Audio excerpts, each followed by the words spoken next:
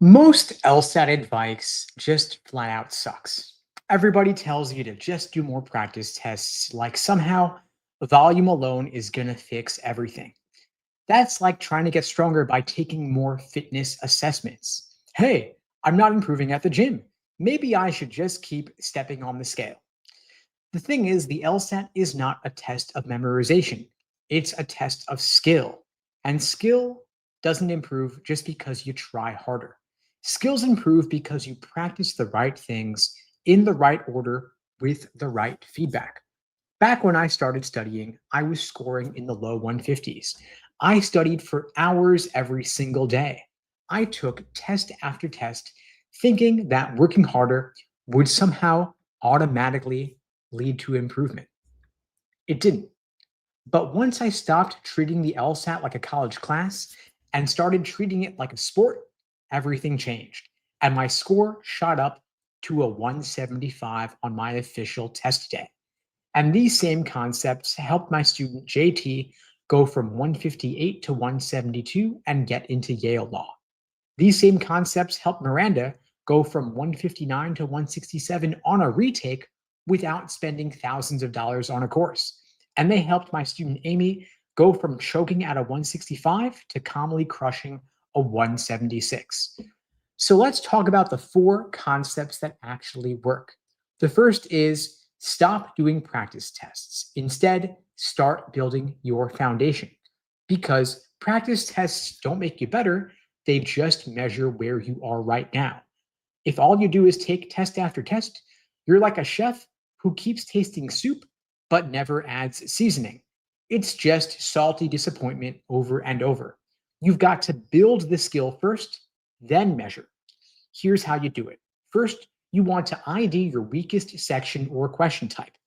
You drill that one thing over and over until you can hit 90% accuracy untimed.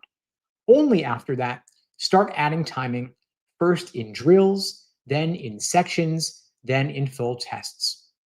My student JT, for example, stopped doing full tests for 6 weeks and drilled one skill at a time. His next full test, he jumped 12 points.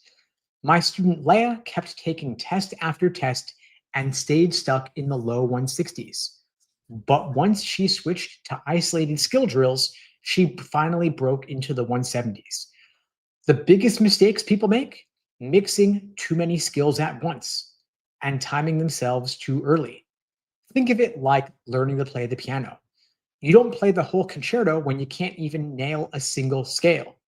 And when we work with students, this is usually the first thing we fix, and it's often the fastest win they ever get.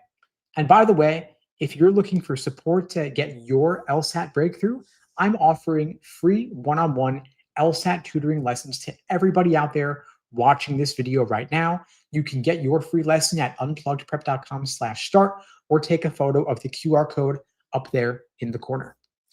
The second big concept is to read for structure, not speed.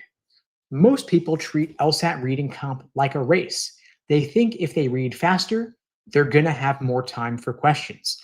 But reading faster only helps if you actually understand what you read.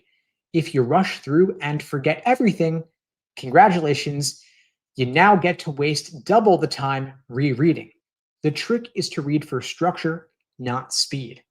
You're not trying to memorize every single detail, you're building a map. After each paragraph, pause for a couple of seconds and label its job. Ask yourself, is it introducing the main idea? Is it explaining a problem? Is it presenting someone's argument? Or is it giving the author's rebuttal? Also, track the viewpoints. Who's talking? Is it the author? Is it a critic? Is it a researcher? And also notice when the tone shifts. That is usually where the test hides its hardest questions. For example, my student Miranda used to read way too fast and constantly get lost. But when she started slowing down and tagging paragraphs, her accuracy went up, and weirdly, so did her speed. My student Brian would highlight everything like it was a crime scene. But once he switched to paragraph mapping, his comprehension doubled. Here are the main mistakes to avoid. The first big one is over highlighting because if everything's important, nothing's important.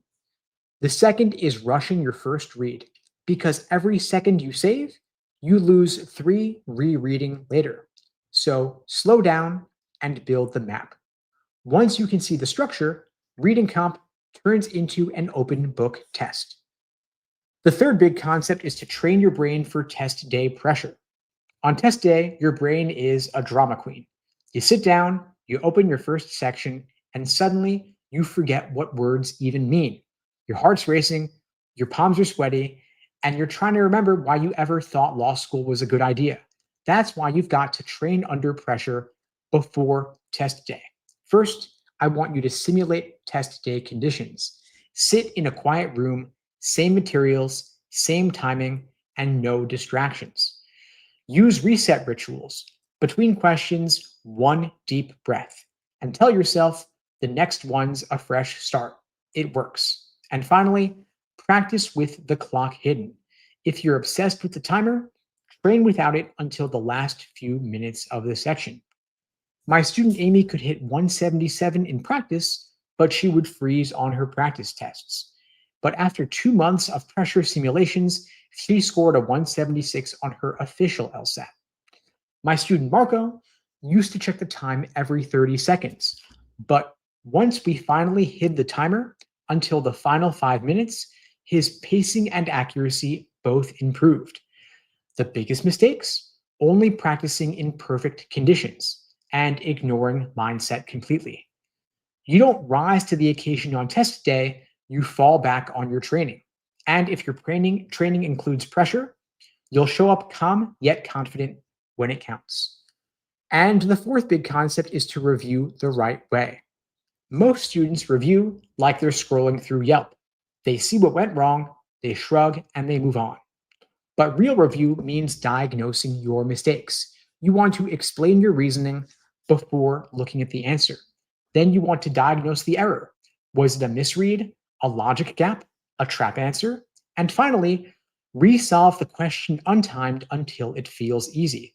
My student Devin used to check answers right away and never improved. But once he started explaining every answer before looking, he jumped up 7 points in 1 month.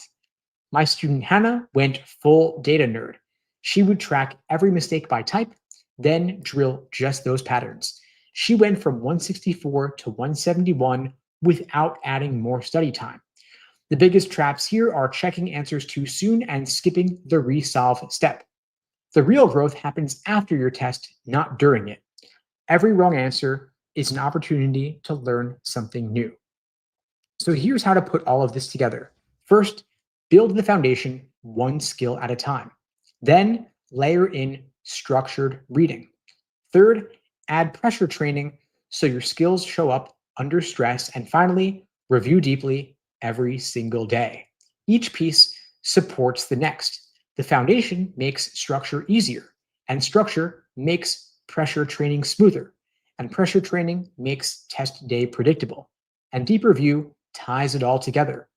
This exact sequence is the difference for our students between random improvement and predictable improvement. Now, let me be blunt. If you keep studying the same way, nothing changes. You'll take test after test, your score will barely move, and you'll tell yourself, well, maybe I'm just not a logic person. But the thing is, you are a logic person, you're just training wrong. The LSAT doesn't reward effort, it rewards precision. It rewards those who train the right way, in the right order, with deliberate review. You can either change your process or change your expectations. Those are the only two options.